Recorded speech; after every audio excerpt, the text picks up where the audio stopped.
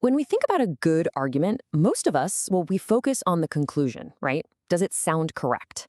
But what if I told you the real strength of an argument isn't its destination, but the journey it takes from the ground up?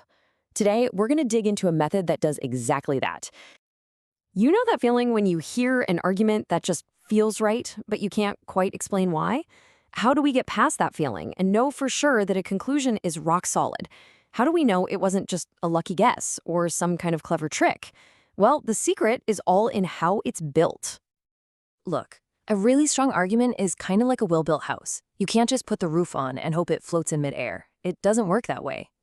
The most reliable conclusions, the ones you can truly trust, are built piece by piece on a foundation that you've inspected yourself. So this whole idea of building from the ground up, it actually has a name: directional deduction.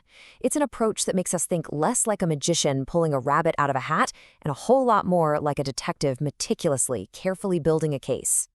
The key thing to get here is the direction. See, instead of starting with a conclusion and trying to work backward to prove it, directional deduction flips the script.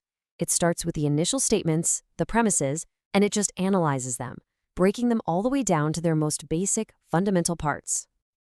And these fundamental parts, they're called ultimate grounds. You can think of them like the atoms of your argument, or maybe the essential, undeniable clues in a detective's case. They're the truths you just can't break down any further, and they form the absolute bedrock on which a solid conclusion can be built. So how does this actually play out in a real world? Well, the whole method is a pretty straightforward three-step process. It's all about discovery and then construction. Okay, so first up is analysis. This is where you act like a detective, breaking everything down to its ultimate grounds, gathering all the possible clues. Next, and this is super important, is discarding. You get rid of all the irrelevant stuff, the red herrings.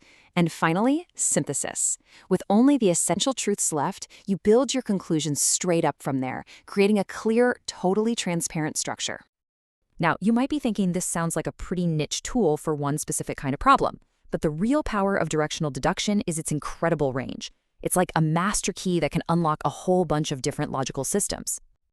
I mean, just look at this list. This method's reach is seriously impressive. It's not just for your standard true or false classical logic.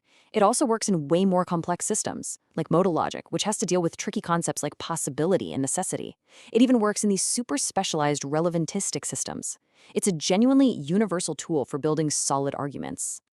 All right, so we've seen what this method is and how it works, but that leaves us with the most important question of all. Why? Why even bother? Why go through all the trouble of digging down to an argument's ultimate grounds in the first place?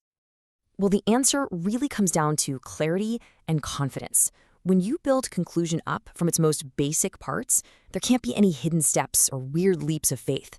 You see exactly how the conclusion is supported, because every single piece of that foundation is right there for you to see. And that, right there, is the ultimate takeaway. The strongest, most dependable conclusions aren't things we just stumble upon or find. They are structures we have to carefully and deliberately build. So, directional deduction, it's not just a tool for logicians. It's a mindset that challenges all of us to be the architects of our own understanding.